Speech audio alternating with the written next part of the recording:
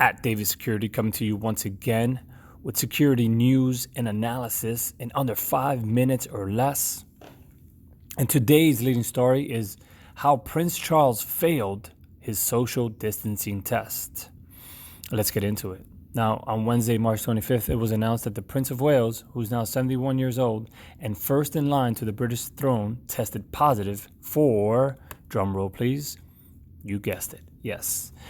He tested positive for it. In this video, I want to briefly outline what I think the prince did right, and more importantly, how I think he got it wrong and what we can learn from it. Now, once again, this is at Davis Security here, and if you like security news and insights, perspective, everything from travel security to situational awareness, paying attention to your surroundings and things that are going on in the news, click on the like button, subscribe as well to this channel because I'm going to be sharing security insights that are intended to help you thrive as you go out into the world. Now, I have over 15 years experience in the security and risk management field, former Marine, I've traveled the world, and I've seen a thing or two, so I want to share my perspectives and help out during these challenging times. Now, let's go back to Prince Charles. One thing we know about Prince Charles is that he loves to travel. In fact, Travel and Leisure, the magazine, said that the future monarch and queen actually spend the most out of all the royals. Here's an example. In 2017, the family racked up $6 million worth of air travel bills. That's pretty interesting, $6 million. Think about where you would go if you had a budget of $6 million to travel and explore the world. I could think of a few places I would want to go.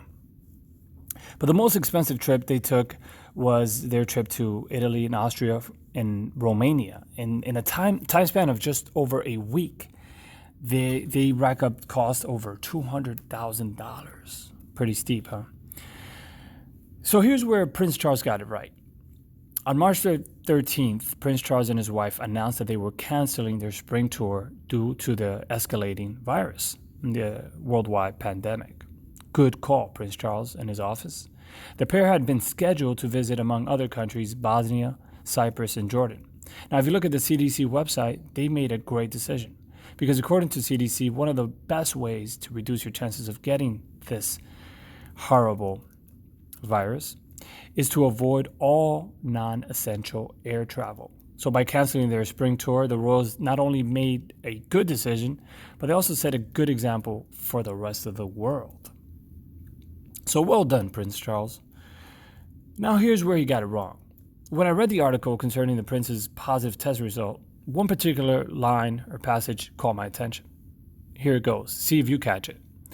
The prince has carried out a high number of public engagements during the past few weeks, and therefore it was not possible to know when or where exactly he caught the virus. End of statement. So if we look here, we know that people at the highest risk for this virus are over the age of 65. Therefore, the prince fits that description. Being 71 years old, he is pretty much automatically high risk. Being that he was already high risk, he should have made modifications not only to his air travel, but also to his daily routine, his meetings, and just practice social distancing at a high level. Now, we've all seen the memes of the prince trying to practice social distancing while being out and about, but apparently he didn't do a good job because now he tested positive. Now, thankfully, the prince is now home self-isolating and working from home, and his wife has tested negative, so that is good news. But here's what we can learn from it. Practice social distancing. And basically, if you are over the age of 65, practice a high level of social distancing. If you have a meeting, if you have any outside activity, cancel them until we get clear guidance from agencies and organizations such as the CDC, the WHO, and so forth. People that are making statements backed by science. So that is your video for today. Make sure to like and subscribe. Let me know what you think about this particular video. And let's continue to practice social distancing, whether it be regular social distancing or social distancing at a high level. Do what you got to do to be safe. So at Davis Security here, reminding you to stay safe.